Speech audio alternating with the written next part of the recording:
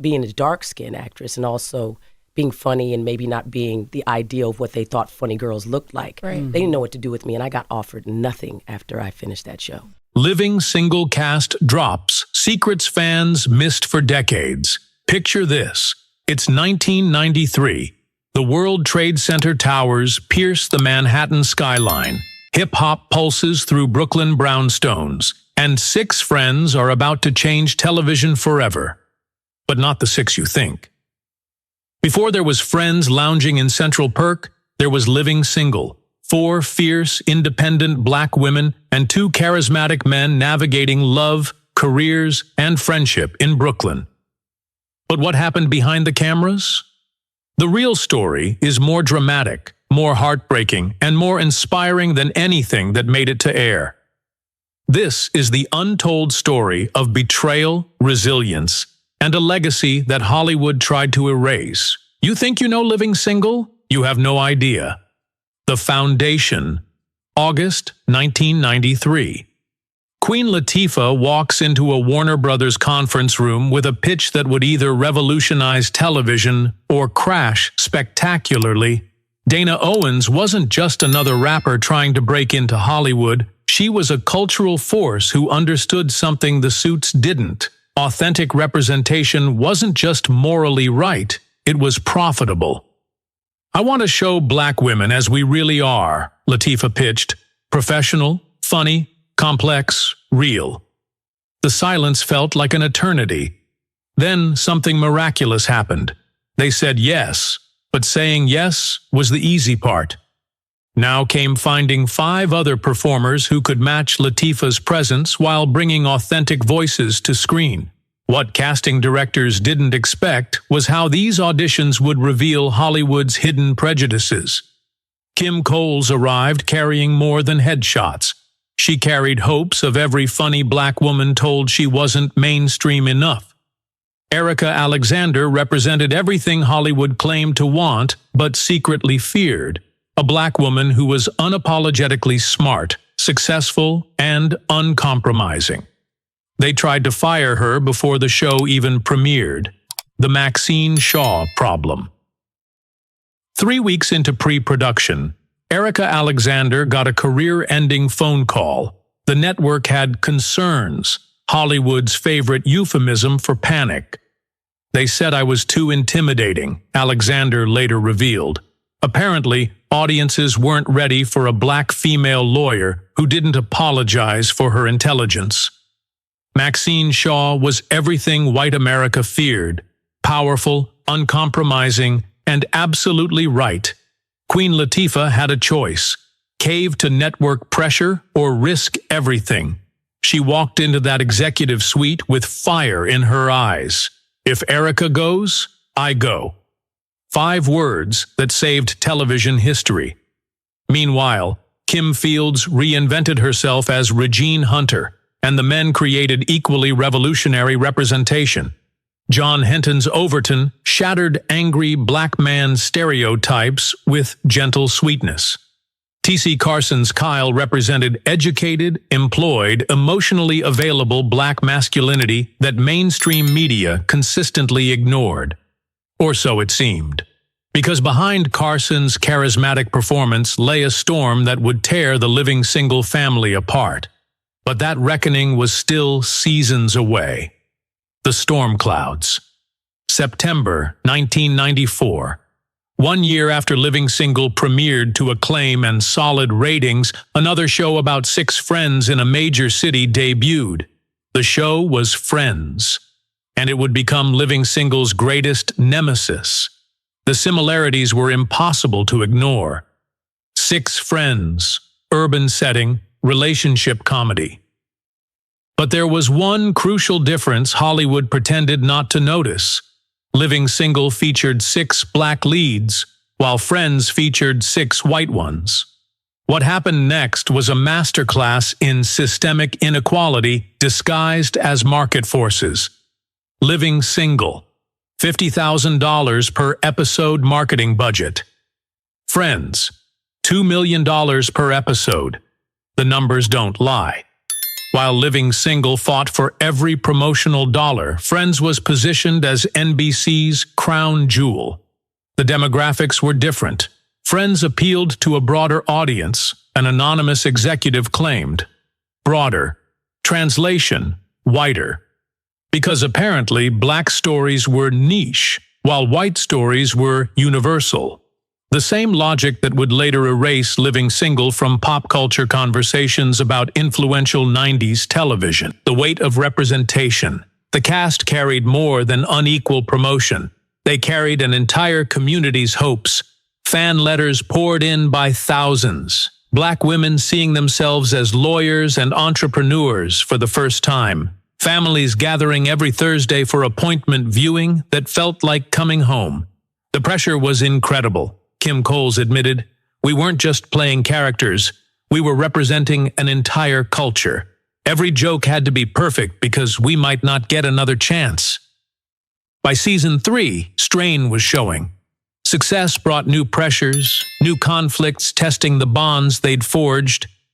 It started small, missed rehearsals, tense script readings, conversations stopping when certain people entered rooms. T.C. Carson was at the center of it all, reportedly becoming difficult to work with. There were disagreements about creative direction, one crew member recalled. T.C. had strong opinions that didn't always align with the writer's room. But creative differences don't usually end careers. What really happened would remain buried in legal documents until The Reckoning, March 15, 1997. Entertainment reporters buzzed with shocking news. T.C. Carson, beloved Kyle Barker, had been fired from Living Single. Not written off, fired. In an industry where stars get advance notice and farewell parties, Carson's departure was swift, brutal, unexplained. The official statement was corporate meaninglessness, creative differences with the production team. But here's what really happened, according to sources who finally broke silence years later. Carson had become vocal about storyline decisions, wanting more control over Kyle's development, more input into scripts, more recognition for his contributions. TC felt undervalued. He'd watch friends get recognition while we fought for scraps. He started pushing back, and networks don't like actors who push back, revealed an anonymous source. The aftermath. Carson's firing shockwaved the cast. If TC, charming, professional, beloved, could be dismissed so easily, what did that mean for everyone else? Queen Latifah faced keeping the show together while mourning a family member's loss. Khalil Kain stepped in as Trip Williams, bringing considerable talent, but replacing Carson meant rebuilding the delicate ecosystem that made Living Single work. Fans noticed immediately. Easy banter felt forced. Romantic chemistry seemed manufactured. Carson's firing marked Living Single's beginning of the end, not because the show couldn't survive without him, but because it revealed how expendable even beloved performers were in Hollywood's ruthless machinery. Season 5 aired with everything's weight. The cast delivered finest performances even knowing the end approached. As they prepared final scenes, emotion was palpable. This wasn't just a show ending, it was a cultural moment's conclusion. The legacy. When Living Single ended in 1998, the cast scattered pursuing deferred dreams. Queen Latifah leveraged success into movie stardom, proving Living Single was just the beginning. As a producer, she created opportunities that hadn't existed when fighting to keep Erika Alexander. Kim Coles became a comedy and motivational speaking voice for women told they were too much. Erika Alexander used her platform for activism and entrepreneurship. Maxine Shaw was just the beginning, she explained. She taught me being smart and uncompromising isn't a flaw, it's a superpower. T.C. Carson's story differed. Despite undeniable talent, he struggled finding roles matching previous success. Friends painted a picture of blacklisting for standing up to executives. Sometimes standing up for principles comes with cost, Carson reflected. I don't regret fighting for what I believed, but I understand why actors choose silence. The recognition that never came. As 90s nostalgia became cultural phenomenon, something strange happened.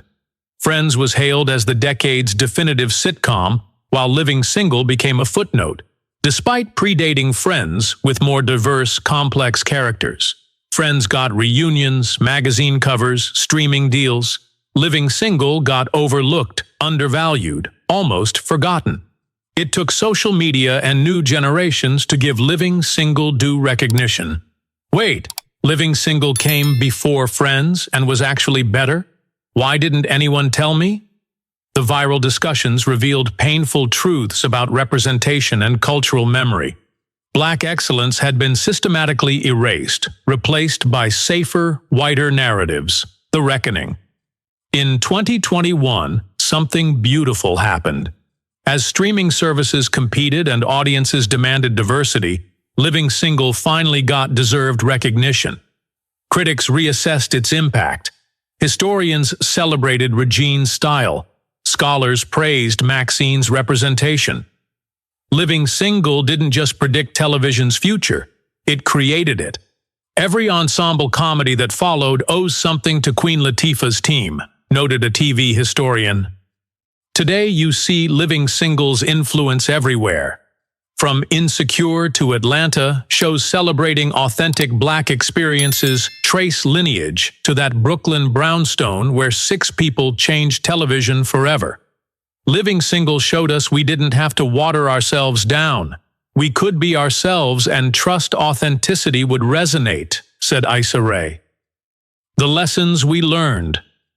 Living Single's story teaches painful but necessary lessons about representation, recognition, and resilience. It shows how systemic inequality operates, not through explicit racism, but through budget allocations, promotional priorities, and historical amnesia. But it also shows authentic storytelling's power. Despite every obstacle Hollywood threw at them, they created something transcending circumstances. A show so genuine, funny, and important it couldn't be erased, only delayed in recognition. Queen Latifah became a multimedia mogul. Kim Coles found her voice. Erika Alexander became an activist entrepreneur. John Henton continued spreading joy. Kim Fields evolved into director-producer. Even T.C. Carson, despite obstacles, continued inspiring new generations seeing possibilities in Kyle Barker. What's the truth about Living Single? It was never just a sitcom. It was revolution disguised as entertainment. A masterclass in representation disguised as comedy. A family disguised as a cast. The truth is, Living Single succeeded despite a system designed to limit its impact. It created continuing cultural conversations. It launched careers that changed Hollywood. It told necessary stories. We almost lost this story, almost let Friends become the only narrative about 90s friendship comedy, almost forgot Living Single did it first and better. But we didn't forget. Stories this important, this revolutionary, this necessary don't disappear. They wait for audiences ready to hear them. Living Single wasn't just ahead of its time. It was timeless. And that, perhaps, is the greatest truth of all. See you on the next video.